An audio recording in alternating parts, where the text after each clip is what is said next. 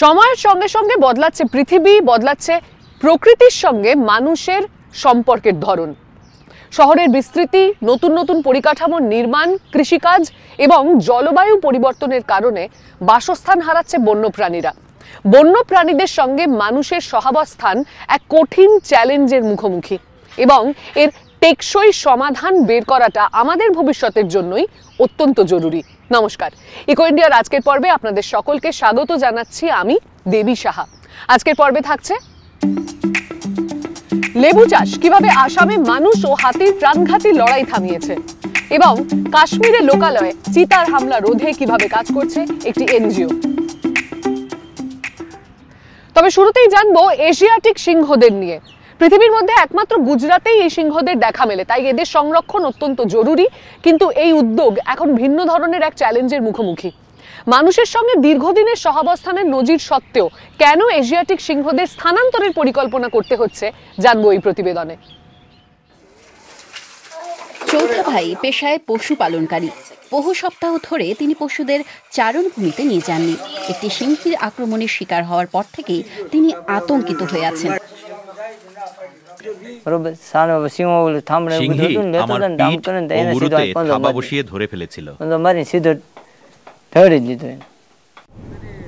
আমরা রয়েছি পশ্চিম ভারতের গুজরাটের কেন্দ্রে অবস্থিত সৌরাষ্ট্রে। এটি এশিয়াটিক সিংহের শেষ অবশিষ্ট বাসস্থান। প্রায় ৬০ বছর ধরে সিংহরা গির জাতীয় উদ্যান সংলগ্ন অঞ্চলে বসবাস করে। ১৪০০ বর্গ কিলোমিটারেরও অধিক জমি তাদের রক্ষা করতেই বানানো। ভারতের ঔপনিবেশিক শাসনের সময় অতিরিক্ত শিকার ও চোরা শিকারের কারণে সিংহের সংখ্যা খুবই কমে যায়। এখন তাদের সংখ্যা অনেক বেড়েছে। বিশেষজ্ঞরা মনে করছেন এই অঞ্চলে বর্তমানে প্রায় ৯০০টি এশিয়াটিক সিংহ রয়েছে। বন্যপ্রাণী গবেষক ডক্টর মীনা ভেঙ্কটরামন ২০ বছরের বেশি সময় ধরে এখানে প্রাণীদের পর্যবেক্ষণ করছেন। তাঁর মতে প্রায় অর্ধেক সিংহ জাতীয় উদ্যানের গণ্ডি পেরিয়ে চারদিকে ছড়িয়ে পড়েছে। এখানে দুটো দলের বাসস্থান আছে। জায়গা কম হলে একটি দল অন্য দলের এলাকায় ঢুকে পড়ে এবং বাসস্থানের অঞ্চল একটি অন্যটির সাথে ভালোভাবে মিশে যায়। আমার সমীক্ষার সময় তা নথিবদ্ধ করেছি। এক সময় সিংহরা ছড়িয়ে পড়ে এবং নতুন এলাকা খুঁজতে শুরু করে। কিন্তু সাম্প্রতিককালে গ্রামাঞ্চলের জনসংখ্যাও বেড়েছে। এর ফলে চাষের জমির প্রয়োজন বেড়েছে, গ্রামের সম্প্রসারণ ঘটছে। তার উপর এই অঞ্চলে জাতীয় উদ্যানের সিংহরাও রয়েছে। এর ফলে শিকার ও শিকারীর এক অভূতপূর্ব সহাবস্থান গড়ে উঠেছে। এই বিচ্ছিন্ন বাসস্থানে ৩ থেকে ৪ প্রজন্ম ধরে বেড়ে ওঠা সিংহরা সম্ভবত বাস করে। তারা সেই বাসস্থানে মানিয়ে নিয়েছে। তাদের সমাজ গঠন ও দলের প্রকৃতি বদলে গিয়েছে।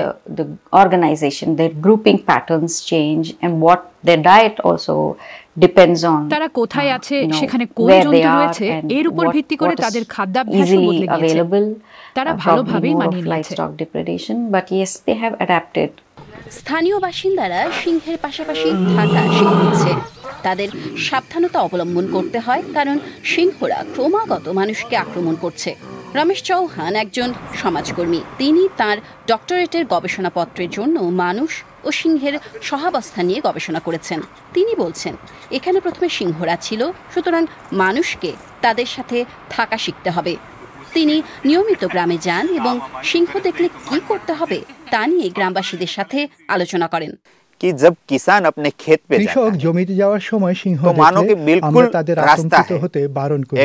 পরিবর্তে তাদের উচিত স্থির হয়ে দাঁড়িয়ে সিংহকে শান্তিপূর্ণভাবে চলে যেতে দেওয়া। এইভাবেই আমরা পশুকে সম্মান জানাই ও পরিবর্তে তার বিশ্বাস অর্জন করি।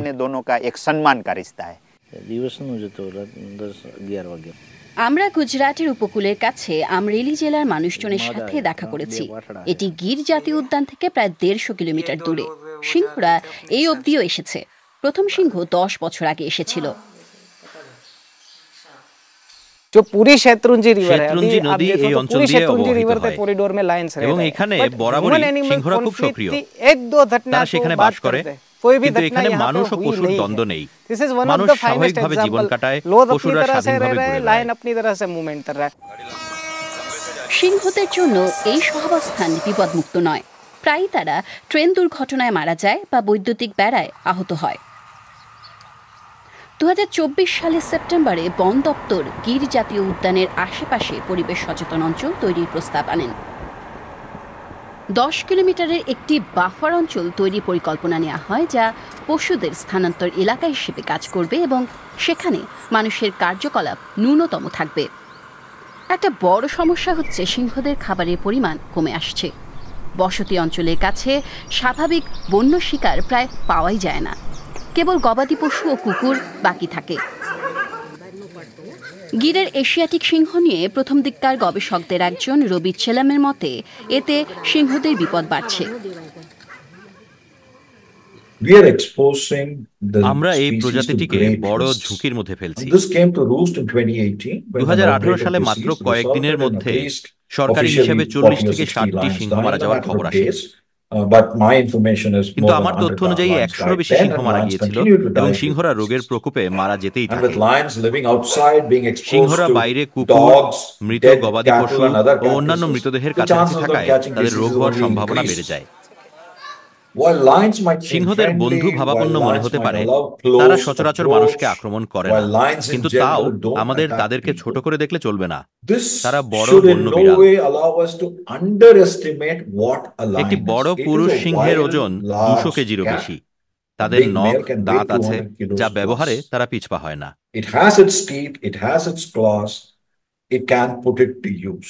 দীর্ঘমেয়াদী ক্ষেত্রে সিংহদের প্রজাতি রক্ষা করতে গেলে গুজরাট রাজ্যের কিছু সিংহের পুনর্বাসন দরকার। 2013 সালে ভারতের সুপ্রিম কোর্টকে এটা বোঝানো ও সেই মতো নির্দেশ দেওয়ানোর জন্য বিজ্ঞানীদের গবেষণায় যথেষ্ট ছিল, কিন্তু পুনর্বাসন আজও হয়নি। এরই মধ্যে মানুষ ও সিংহরা বাসস্থান ভাগ করে নিতে শিখে যাচ্ছে। ভারতের পশ্চিম থেকে এবার যাব পূর্বে। বন্যপ্রাণীদের মধ্যে হাতিদের স্মৃতিশক্তি অত্যন্ত প্রখর, যে কারণে অভিবাসনের পথ তারা মাথায় রাখে এবং প্রজন্মের পর প্রজন্ম তা ছড়িয়ে দেয়। সমস্যা তৈরি হয় যখন এদের চলার পথে মানুষের বসতি গড়ে ওঠে। সেই বাধা পেরিয়ে তখন তারা এগিয়ে যেতে চায় এবং এতে হাতি আর মানুষ উভয়েরই বিপদের আশঙ্কা দেখা দেয়। এই সমস্যা সমাধানের এক অভিনব উপায় পেয়েছে আসাম।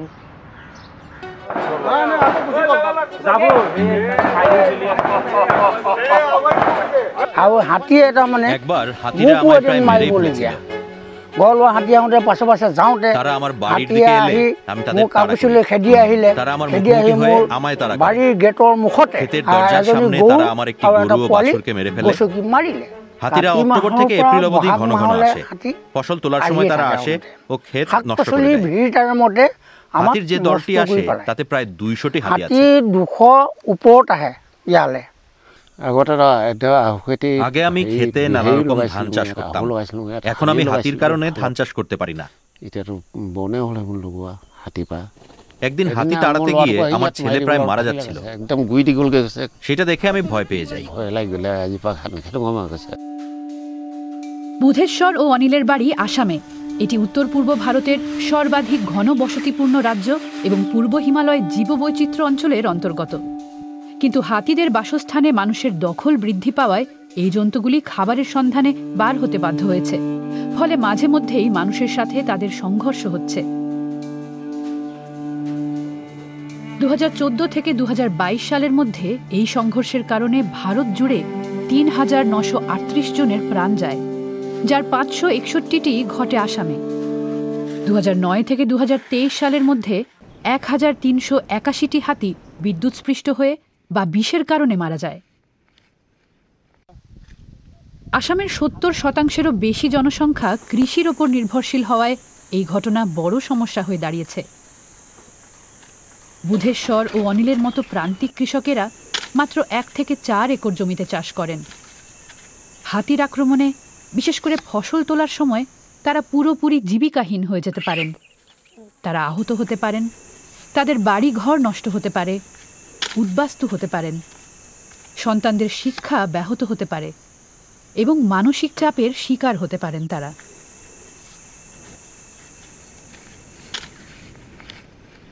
আৰণ্যকে আমি এটা থট প্ৰসেছত গৈছিলো যে আমি যেখানে হাতির আক্রমণ বেশি আমাদের সংস্থা আরণ্যক সেখানে তা প্রশমনের উপায় খুঁজে দেখেছে। আগমনটো খুব ঘনাই হয় আৰু এই থট প্ৰসেছৰ আমরা লেবু গাছ দিয়ে বেড়া তৈরির কথা চিন্তা কৰি পালো যে কাজি নেমুটো আমি ব্যৱহাৰ কৰি যদি তাড়াতাড়ি বড় হয় বনাব পাৰো, তাতে কাটাও থাকে, কাজি নেমুত এই কাঁইট থাকে। এই থট প্রসেস 2018-19 নাগাদ আমরা শিবসাগর জেলার সরাইগুড়ি সাপৰিতে এই প্ৰকল্প শুরু করি। দৰগাৰ সন্মুখৰ সাপৰিত আমি খেতিয়ক ৰাইজৰ লগত কথা পাতিলো। আরণ্যক 15 থেকে 18 জন কৃষককে নিয়ে জমি প্রস্তুত করে এবং এই প্রাকৃতিক বেড়া গড়ে তোলে। তারা আমাদের লেবুর চারা লাগাতে সাহায্য করেন এবং এই প্রক্রিয়া সফল হয়েছে। উপকৃত কৰিছে। তেতিয়া এই লেবু পুলি গাছ দিয়া লাগানোর পাছৰ পৰা হাতিরা খেতে ঢোকা বন্ধ করে দিয়েছে। আমার বাড়ি কিনা দিয়ে যায় কিন্তু হাতি আমার বাড়ির ভিতর নোসোমায়। আৰু এটা ভাল কথা জড়িত হৈ আছে, এটো হল ইকোনমিক্যালি আরেকটি ভালো ব্যাপার হলো কৃষকেরা অতিরিক্ত আয়ের সুযোগ পান। যেতিয়া নেমু লাগিবলৈ ধৰে কৃষকেরা তা বাজারে বিক্রি করতে পারেন। বিক্রি কৰিও খেতিয়ক ৰাইজৰ ভাল এটা ইকোনমিক বেনিফিট হয়। আৰু তেখেতে লেবু গাছ লাগানোর পর ফলন তোলার সময় আমরা প্রতি সপ্তাহে পরিবারের জন্য 16,000 টাকা অবধি আয় করতে পারছি। পাই পিনে আমি ল'ৰা ছোৱালী পোহপাল দি আছো। প্রাকৃতিক বেড়ার কারণে হাতির আক্রমণে জর্জরিত আগের বছরগুলোর তুলনায় বুধেশ্বরের আয় এখন অনেক বেড়েছে। এই বেৰখনৰ লগোৱাৰ এটা এই প্রাকৃতিক বেড়া তৈরির বিশেষ পদ্ধতি আছে। হাড়িকে লগাব লাগিব, গাছগুলো তিনটি সারিতে লাগাতে হবে। জোয়ার পিছত মাজৰ হাড়িটো প্রতিটি গাছ মাঝের সারির সঙ্গে কৌণিক দূরত্বে থাকবে যাতে নিরবচ্ছিন্ন নকশা তৈরি হয়। মাপ আছে, সেই মাপত আমি তেনেকে লগাও। বর্তমানে মাজুলি ও সদিয়ায় মানুষ হাতির প্রতিদিনকার সংঘাত এড়াতে এই প্রাকৃতিক বেড়া কাজে লাগছে। সমস্যাটো আছে। এটা সবফালে লাগাইছে আছে। আমরা ক্ষেতের ধার বরাবর এবং হলগাঁও সংরক্ষিত অরণ্যের দিকে লেবুর চারা লাগিয়েছি। আমাদের 1-2 বছর অপেক্ষা করে দেখতে হবে কি হচ্ছে। লেবুর চারাগুলো বেড়ে উঠলে তা আমাদের জন্য আশীর্বাদ হবে। আমাদের আর বাঁশের বেড়া লাগবে না। আমার এটা ডাঙৰ এজেন্ডা আছে। উদ্দেশ্য হলো হাতিদের সঙ্গে সহাবস্থানের ব্যবস্থা গড়ে তোলা। আমি কোএক্সিস্টেন্সটো প্রমোট আমরা সহাবস্থানে উৎসাহ দিই। ন্যাচারাল ওয়ে আমরা পরিবেশ বান্ধব সমাধান খুঁজতে চাই। এলিফ্যান্টক অলপ অটৰাই রাখো। এটাকে মাথায় রেখে আমরা এই অঞ্চলে প্রাকৃতিক বেড়ার কথা সবাইকে বলছি। বেশি জোর দিয়ে আছো। প্রাকৃতিক বেড়ার মতো উদ্ভাবনী সমাধানের মাধ্যমেই আসামের নানা সম্প্রদায় নিজেদের জীবিকা রক্ষা করে হাতিদের সাথে সহাবস্থানের পথ খুঁজে পাচ্ছে। গত কয়েক যুগে পৃথিবীতে হাতির সংখ্যা ব্যাপক হারে কমেছে। এই একই পরিস্থিতি ভারতেও। বিশালাকার এই প্রাণীরা বাসস্থান সংকট এবং মানুষের অমানবিক আচরণের শিকার হচ্ছে। এদেরকে রক্ষা করতে তাহলে আমরা কি করতে পারি এবং মানুষের মানসিকতাই বা কিভাবে পরিবর্তন সম্ভব? মথুরায় ভারতের একমাত্র হাতি সংরক্ষণ এবং পরিচর্যা কেন্দ্রে এর উত্তর মিলতে পারে। সুজি জীবনের অনেক বছর সার্কাসে খেলা দেখিয়েছে। মানুষকে আনন্দ দিলেও যথেষ্ট খাবার পায়নি। শারীরিকভাবেও তার অযত্ন হয়েছে। ভাগ্যক্রমে তাকে উদ্ধার করে উত্তর ভারতের মথুরার এলিফ্যান্ট কনজারভেশন অ্যান্ড কেয়ার সেন্টারে নিয়ে আসা হয়। এখানকার পশুদের ভালোবাসার ঘর আছে, কিন্তু সবারই যন্ত্রণাময় অতীত রয়েছে। There are risks of illegal elephant trafficking, so there are poaching gangs and trafficking gangs that go after these elephants and capture them so that they can be sold where they can be used in tourism, for riding, things like that. And that's something that we are all up against. ভারতের জঙ্গলে 22,000-এরও বেশি এশীয় হাতি রয়েছে, যার মধ্যে প্রায় 3,000 বন্দি দশায় আছে। বশ মানাতে এদের অনেকের উপর নৃশংস অত্যাচার করা হয়, যেমনটা সুজির সাথে হয়েছিল। পশুদের সুস্থ করে তুলতে এই অভয়ারণ্য 2010 সালে যাত্রা শুরু করে। বাবুরাম মৃত্যুর আগ পর্যন্ত প্রতিদিন তার যত্ন নিয়েছে। 10 বছর বয়স থেকে আমি হাতিদের সঙ্গে রয়েছি। ছোটবেলা থেকে আমি তাদের ভালোবাসি। আমি পড়াশোনা করিনি, কিন্তু তাদের প্রতি আমার জীবন উৎসর্গ করেছি। হাতিরাই আমার সবকিছু। আমি এদের যত্ন নেই। এখন আমার এই হাতিটার যত্ন নিতে দেয়া হয়েছে। আমি সবেমাত্র টাটকা সবুজ ঘাস এনে দিলাম। এর দাঁত নেই, সাধারণ খাবার খেতে পারে না, কলা বা তরমুজের রস খায়। और जूस बना के पीती है सर। জিঞ্জার 2021 সালে গুরুতর আহত হয়ে এখানে আসে। বিভিন্ন আয়োজনে বহু বছর সে মানুষের মনোরঞ্জন করেছে। তার সুরও সারা দেহে চক দিয়ে আঁকা ছিল। এখন 50-এরও বেশি বয়সে সুজির মতোই সেও দৃষ্টিহীন এবং পুরোপুরি সুস্থ হতে তার অনেক সময় লাগবে। अभी हम लेजर थेरेपी कर रहे थे जिंजर हाथी के साथ। আমরা জিঞ্জারের জন্য লেজার চিকিৎসা সবেমাত্র শুরু করেছি। वो काफी कमजोर हैं तो उनमें স্ট্রেংথ সংযোগগুলো খুবই দুর্বল। আমরা সেগুলোকে শক্তপোক্ত করে সেরে ওঠার কাজ দ্রুত यहाँ पर जो हमारे पास आते हैं उनमें ज्यादातर मेनली जो प्रॉब्लम হাতিরা যখন এখানে আসে আমরা প্রায়ই দেখি তাদের সংযোগ অংশ দুর্বল অথবা বদলে গেছে। इधर टेढ़े मेढ़े जॉइंट्स होते हैं। অতিরিক্ত কাজ অথবা ज्यादा অপুষ্টির काम কারণে की वजह से या बढ़िया न्यूट्रिशन नहीं मिलता है इसकी वजह से होते हैं। এই অভয়ারণ্যের কাছেই ভারতের হাতিদের প্রথম হাসপাতাল রয়েছে। এখানে পশুদের চিকিৎসার জন্য এক্স-রে, আল্ট্রাসাউন্ড, তাপীয় চিত্র থেকে হাইড্রোথেরাপি, জলাধারের মতো সব রকম আধুনিক উপকরণ রয়েছে। রাজকুমার এই হাসপাতালের অ্যাম্বুলেন্স চালক। তাকে কয়েকশো বা কয়েক হাজার কিলোমিটার দূর থেকে হাতিদের নিয়ে আসতে হয়। দূরত্বই এখানে একমাত্র সমস্যা নয়। हमको पहले से जो गैप बना के चलना पड़ता है। হঠাৎ করে ব্রেক করতে পারি না। हम ब्रेक नहीं আমাদের আগে থেকে জায়গা তৈরি করতে হয়। सडनली ब्रेक मार देंगे तो हाथी हमारा गिर হাতি पड़े যেতে পারে। तो हम उसको बहुत स्लोली लाना पड़ता है। मैक्सिमम এজন্য আমরা প্রতি ঘন্টায় 45 থেকে 50 কিলোমিটারের বেশি বেগে চালাতে পারি। इतना ही स्पीड में चलाते थे गाड़ी को। হাতিদের মৃত্যুর পরে তাদের শ্রদ্ধা জানানোর জন্য একটি সমাধিসৌধও রয়েছে। শিবম রায় এই কেন্দ্রের সমন্বয়কারী। তিনি প্রতিদিনই এখানে আসেন। আজ এসেছেন নিজের প্রিয় হাতি লুনার প্রতি শ্রদ্ধা জানাতে।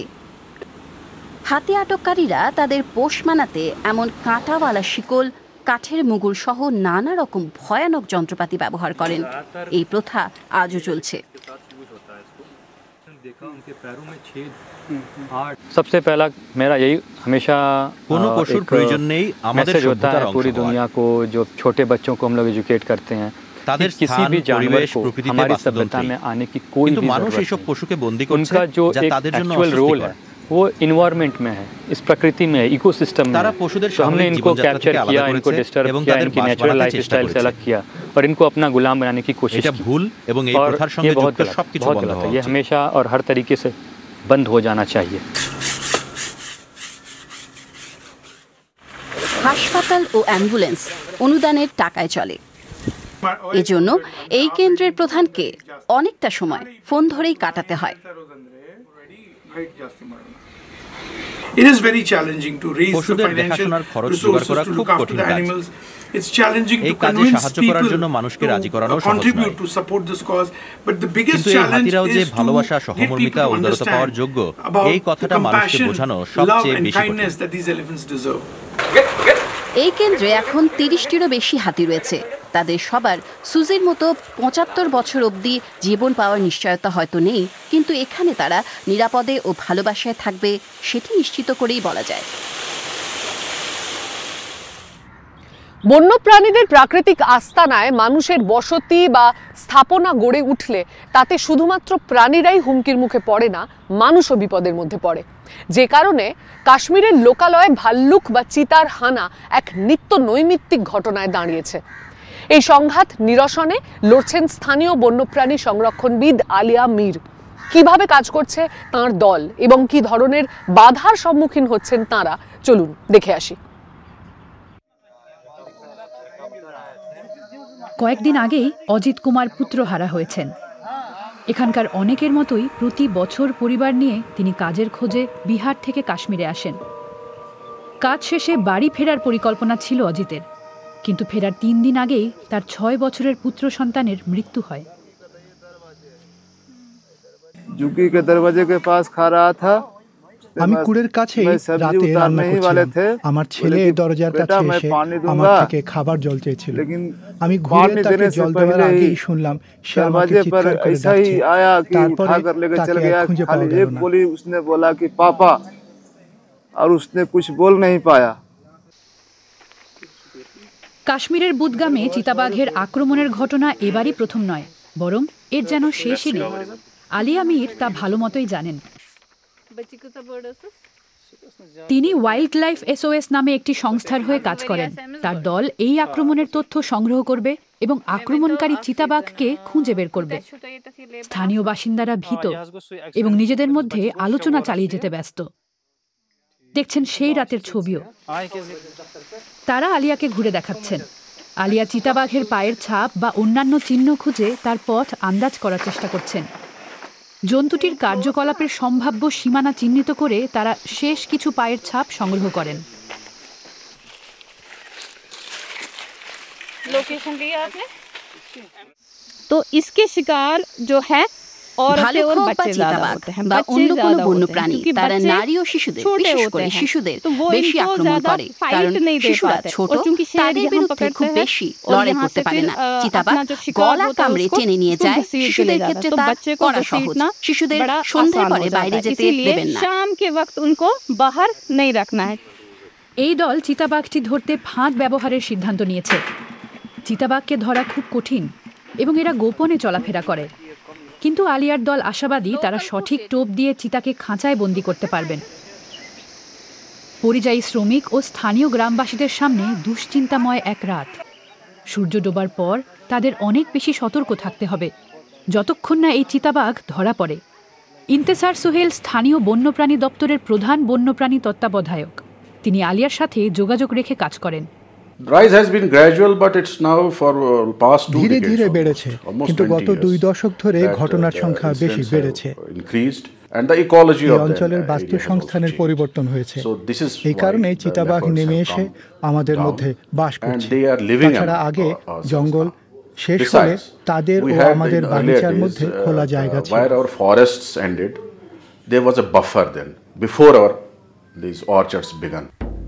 এই খোলা জায়গা মূলত পাহাড়ি অরণ্য ও মনুষ্য বসতির মাঝের বৃক্ষহীন এলাকা ছিল। উপরে অরণ্যে চিতাবাঘ স্বাধীনভাবে ঘুরে বেড়ায় এবং খোলা জায়গা বরাবর তাকে না টপকে ছড়িয়ে পড়ে। কিন্তু রাস্তা, পাইপলাইনের মতো পরিকাঠামোগত কর্মকাণ্ড ও বিদ্যুৎবাহী তার জঙ্গলকে নানা জায়গায় ছেদ করেছে। ফলে জীবজন্তু আরও গভীর উপত্যকায় চলে এসেছে। আগেকার খোলা জায়গা এখন লাভজনক কৃষির জন্য ব্যবহৃত হয়, এমনটাই বলছেন লেখক ও পরিবেশ কর্মী রাজা মুজাফফর। আমরা শ্রীনগরের প্রান্তে বুদগাম জেলার সীমান্তে আছি। তারা এই বিশাল চাষের জমিতে তাদের ঘর বানিয়েছে, আর চিতাবাঘ এখানে থাকে এমনটাই তাদের বক্তব্য। রাতে তারা এখান থেকে বেরিয়ে স্থানীয় ঘনবসতিপূর্ণ এলাকায় গিয়ে কুকুর শিকার করে এখানেই ফিরে আসে। এই এলাকা কেমন ছিল তা দেখাতে মুজাফফর আমাদের তার শহরের কার্যালয় নিয়ে যান। তিনি আমাদের বুদগামে 1960-এর দশকে শুটিং হওয়া একটি সিনেমার ছবি দেখাতে চান। कुछ दिन पहले मुझे किसने लिंक भेजा जी, কিছুদিন আগে আমায় এটা একজন পাঠান। मैं इसमें देख रहा था जो ये करे हुआ है चारी আপনি शरीफ का চারারি रोड শরীফের है, রাস্তা এখানে দেখতে बिल्कुल পাবেন। नंगा दिख रहा है। मतलब পাহাড়গুলো এখানে সম্পূর্ণ নগ্ন। कहीं पे आपको कोई ट्रीज नहीं मिलेंगे, बहुत ही कम आपको आलमंड ट्रीज मिलेंगे। কোনো বাগিচা নেই, কোনো ধরনের গাছপালাও নেই। ट्रीज है या सोशल फॉरेस्ट्री की जो इसमें प्लांटेशन বনসৃজন বা অন্য কোনো গাছই जो নেই। प्लांटेशन की है वो कहीं नहीं दिखती है आपको। बट अगर आप বড়জোর কয়েকটা কাঠবাদামের पे आ গাছ আছে। जाओगे, इसी करेवा में जाओगे, आपको কিন্তু আজ সেখানে গেলে জঙ্গলের মতো দেখাবে। प्लांटेशन मिलेगी, it looks like a forest. কর্তৃপক্ষ ওয়াইল্ড লাইফ SOS এর মতো সংস্থার সাথে মিলে জীবজন্তুদের উদ্ধার ও নিকটবর্তী জঙ্গলে পুনর্বাসনের কাজ করছে। আহত জন্তুদের এইরকম কেন্দ্রে রাখা হচ্ছে। আলিয়ার আশা আগামীতে তারা আরও সক্রিয় সমাধান খুঁজে পাবেন। Since this is এই বহুস্তরীয় সমস্যা, তাই সমাধানও নানা স্তরে হতে হবে। আমাদের শিক্ষা ও সচেতনতার মাধ্যমে মানুষের ব্যবহার বদলানোর চেষ্টা করতে হবে। the human behavior through education and awareness, আমাদের জন্তুদের জনবসতিতে আসা বন্ধ করতে হবে। সবার শেষে এই জন্তুদের জন্য কিছু মধ্যবর্তী খোলা এলাকা তৈরি করতে হবে। we should create some buffer zones for these animals. তার দল প্রতি সপ্তাহে আসা অসংখ্য সাহায্যের ডাকে সাড়া দিতে প্রস্তুত থাকে। এই ঘটনা নিয়ে সোচ্চার আরও অনেকের মতোই তিনিও মনে করেন মানুষের কারণে ঘর হারানো পশুর সাথে মানুষের সহাবস্থানের মধ্যেই হয়তো প্রশ্নের উত্তর লুকিয়ে আছে।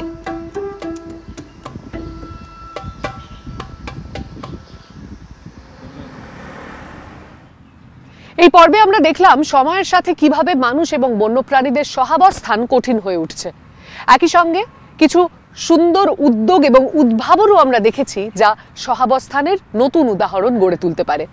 এমন কিছু উদ্যোগ আপনার জানা থাকলে আপনিও তা আমাদেরকে ইমেলে লিখে জানাতে পারেন। আবারও দেখা হচ্ছে আগামী সপ্তাহে এমনই আরও প্রতিবেদন নিয়ে। ততদিন ভালো থাকবেন, সুস্থ থাকবেন। নমস্কার।